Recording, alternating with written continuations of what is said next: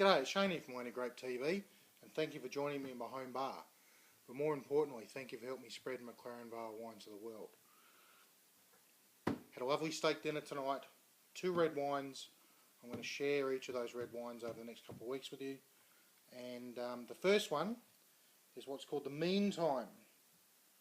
Now, why is it called Meantime? That had me buggered for a while when I heard about it, the brand. Well, the blend is the wine is a joint venture between a couple of parties, but it was made in the Inkwell winery, and it's Grenache Mourvèdre or Mourvèdre Tempranillo. Don't think I've ever had that blend before, but the GMT, Grenache Meantime. So that's where Meantime came from. So there's the label. You should be able to see that. Nice white label. And I'm just checking that it's actually the 2011 GMT. I was fortunate enough in the last vintage, the 2013 vintage, to actually help out at the Inkwell winery, and was involved with looking after the Tempranillo that's going to be made in the 2013 version of the same or similar wine. As I said, tried this with a steak dinner. Absolutely loved the steak dinner, but also absolutely loved the wine going with it. And let's get down to the wanky thing, because just swirling this around now, I'm getting all those aromas, lovely aromas coming through already.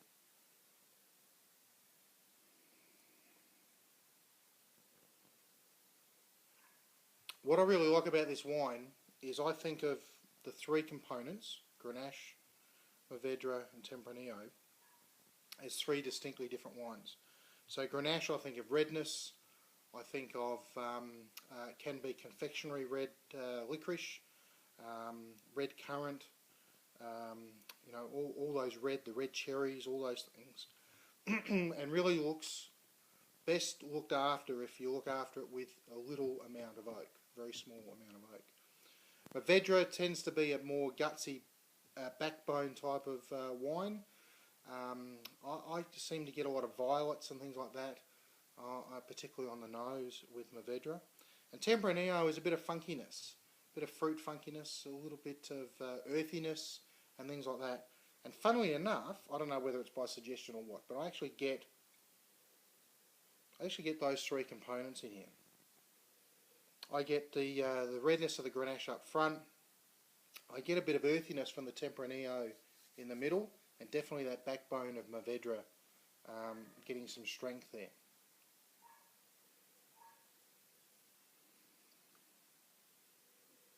I get some herbs. I get that red licorice that I mentioned before, the red cherries. I certainly get spice. Interestingly, I get more dried herbs in this than what I would call fresh herbs. So if you think of dried oregano in particular, I certainly get that in here.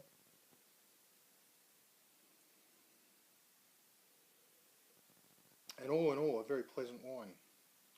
Now this wine retails, I think, for about $35 a bottle. And I think just for interest's sake, it's a really good wine, but just for interest's sake, it's worth checking out.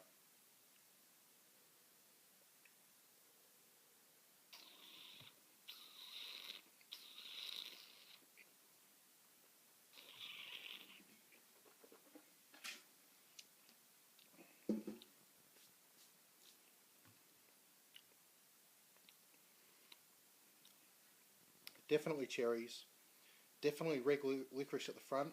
I get a little bit of anise at the back, which I find quite intriguing with this wine. Definitely the dried herbs through the mid palate, and sitting there on the back palate now, I'm still tasting those herbs.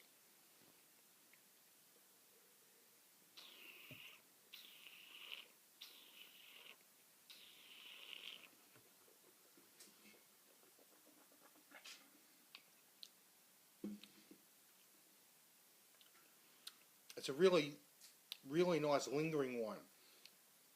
There's some tannins there, but they're not aggressive tannins at all. And the tannins are certainly in nice balance. and the acid's in nice balance with the flavours as well. So, you know, overall a very, very nice balanced wine.